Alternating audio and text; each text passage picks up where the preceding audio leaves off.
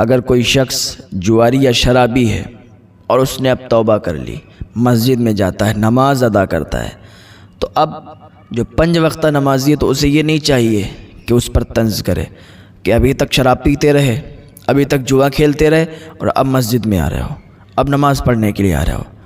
ایسا کہنے والا اس کا انجام بڑا سخت ہوتا ہے۔ آؤ میں ایک عالم دین کی کہانی بتاتا ہوں۔ ایک عالم دین بغداد شریف میں رہا کرتے تھے، بہت بڑے عالم تھے، ان کے پاس ان کے بہت زیادہ طالب علم تھے، پڑھنے آیا کرتے تھے، ان سے علم سیکھنے آیا کرتے تھے۔ تو ایک دن عالم صاحب کا حج جانے کے لیے پروگرام بنا، تو انہوں نے اپنے شاگردوں سے کہا کہ چلو ساتھ میں چلتے ہیں۔ تمام شاگردوں کو ساتھ میں لیا اور نکل گئے۔ جانے کے بعد چلتے رہے، ایک گرجا گھر پڑا۔ گرمی بڑی شدید تھی، بڑی شدت کے ساتھ گرمی تھی، بہت تیزی سے دھوپ تھی، پسینے آ رہے تھے۔ تو کہا کہاں آرام کیا جائے، کوئی چھاؤں نظر نہیں آ رہی تھی، تو ایک گرجا گھر دکھ رہا تھا۔ عالم صاحب نے کہا گرجا گھر ہے، چلو اس کے سائے میں بیٹھ جاتے ہیں۔ گرجا گھر کے سائے میں بیٹھے، آرام کیا، تو وہاں پر آرام کرتے کرتے نیند آ گئی۔ تو بچے جو تھے، شاگرد تھے، وہ سو گئے اور عالم صاحب کو نیند نہیں آئی۔ عالم صاحب اٹھے اور وضو بنانے کے لیے پانی تلاش کرنے لگے۔ پانی تلاش کر رہے تھے تو پانی تو نہیں ملا۔ گرجا گھر کی چھت پر ایک لڑکی دکھائی دی، بڑی حسین و جمیل خوبصورت لڑکی تھی۔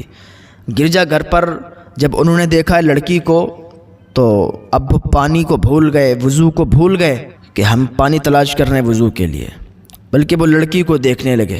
لڑکی کو دیکھ رہے تھے، لڑکی تو آنکھوں سے اوجھل ہو گئی، لیکن ان کا دل جو تھا اس لڑکی پر آ گیا۔ اب پانی چھوڑ دیا، وضو بنانا بھول گئے، گرجا گھر کے دروازے پر گئے، دروازہ کھٹکھٹایا، اندر سے راہب نکل کے آیا۔ کیا بات ہے، کون ہو؟ کہ میں فلاں جگہ کا فلاں عالم ہوں اور حج کرنے کے لیے جا رہا ہوں، ایسی ایسی بات ہے، میں نے ابھی آپ کی جو گرجا گھر کی چھت ہے اس پر لڑکی دیکھی، بڑی حسین و جمیل، بڑی خوبصورت لڑکی ہے، وہ آپ کی کون ہے؟ کہ تم اس لڑکی کے بارے میں کیوں پوچھ رہے ہو؟ تم مسلمان ہو، عالم دین ہو، تم اس لڑکی کے بارے میں پوچھ کر کیا کرو گے؟ کہ بتاؤ تو صحیح وہ کون ہے؟ کہ وہ میری بیٹی ہے۔ کہ اچھا، کہ بڑی حسین و جمیل ہے، آپ کیا اتنا کر سکتے ہیں کہ اس لڑکی سے آپ یہ معلوم کر لیں کہ وہ مجھ سے نکاح کر لے، مجھ سے شادی کر لے؟ راہب نے کہا کیسی باتیں کرتے ہو، آپ مسلمانوں کے عالم دین ہو اور آپ ایسی باتیں کرتے ہو، آپ کی مجھ سے یہ باتیں اچھی نہیں لگتی۔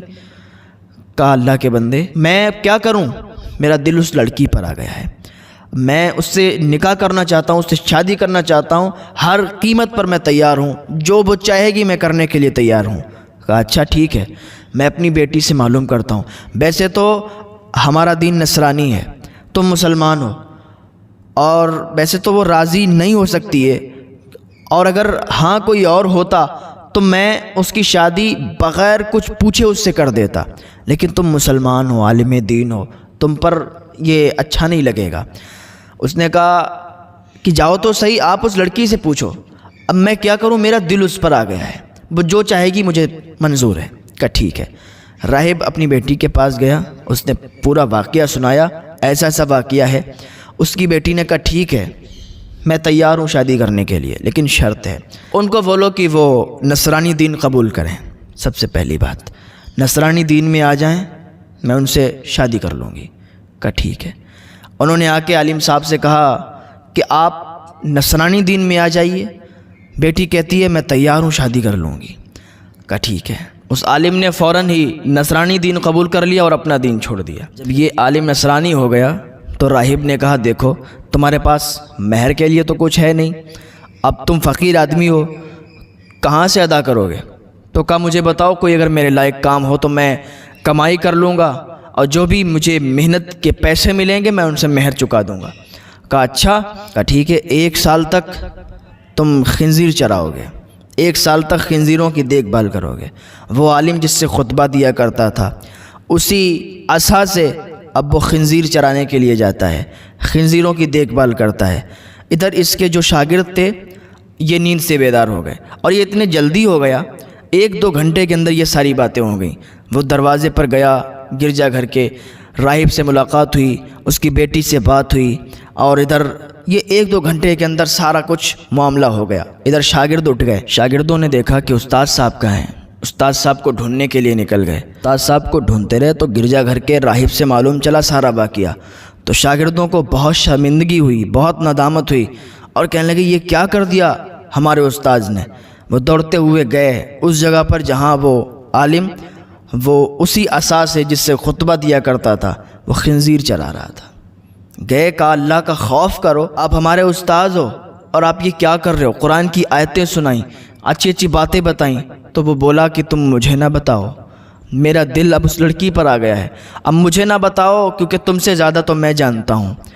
کوئی اثر نہیں ہوا۔ شاگردوں نے کہا ٹھیک ہے جیسا تم کرو، اسے چھوڑ دیا اور حج کرنے کے لیے چلے گئے۔ شاگرد جب وہاں سے واپس آ گئے تو انہوں نے صلاح مشورہ کیا کہ چلو دیکھتے ہیں استاد صاحب کا کیا حال ہے، ابھی بھی وہ مانیں گے یا نہیں مانیں گے، ایک بار اور سمجھاتے ہیں ان کو۔ شاگرد آئے عالم کے پاس اور پھر قرآن کی آیتیں سنائیں، پھر دینی باتیں بتائیں، لیکن اس پر کوئی اثر نہ ہوا، وہ خنزیر چرا رہا تھا۔ شاگرد کہتے ہیں کہ ہم نے استاد صاحب کو بہت سمجھایا لیکن وہ کچھ نہ بولے۔ ہم پھر اپنا حسرت زدہ دل لے کر ادھر سے واپس ہوئے تو ابھی ہم تھوڑی دور ہی چلے تھے کہ پیچھے سے آواز آنے لگی، ایک آواز آ رہی تھی، رکو رکو رکو اللہ کے بندو رکو۔ جب پیچھے مڑ کر دیکھا تو وہ کوئی اور نہیں تھا، وہ ہمارے استاد صاحب تھے۔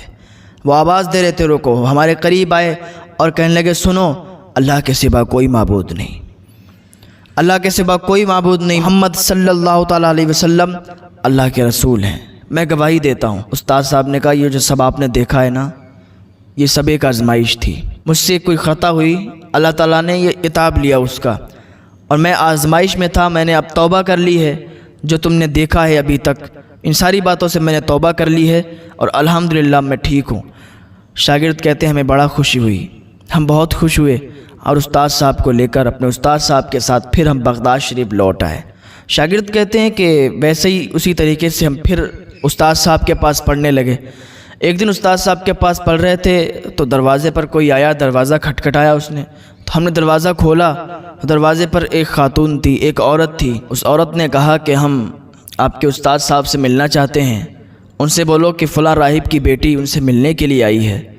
جب استاد صاحب کو بتایا گیا تو استاد صاحب باہر آئے تو وہ لڑکی کہنے لگی کہ میں اب اپنا دین بدل چکی ہوں، آپ کے دین میں آ چکی ہوں۔ میرے خواب میں حضرت علی رضی اللہ تعالیٰ عنہ آئے تھے، انہوں نے دین محمدی کے بارے میں مجھے بتایا، سمجھایا، میں بس اسی ٹائم سے کلمہ پڑھ چکی ہوں، اب آپ کے پاس آئی ہوں، آپ بھی مجھے کلمہ پڑھا دو، آپ کے دین میں داخل ہونا چاہتی ہوں۔ استاد صاحب نے اس لڑکی کو کلمہ پڑھا دیا اور جب وہ کلمہ پڑھ کے داخل اسلام ہوئی پھر کہنے لگی کہ میں آپ سے نکاح کرنا چاہتی ہوں، تو استاد صاحب نے پھر اس لڑکی سے نکاح کر لیا۔ تو شاگرد کہتے ہیں کہ پھر ہم اسی طریقے سے استاد صاحب سے پڑھنے لگے تو استاد صاحب سے ایک بار ہم نے پوچھا کہ حضرت مجھے یہ بتائیں کہ آپ جو اس آزمائش میں پڑے تھے کس وجہ سے پڑے تھے؟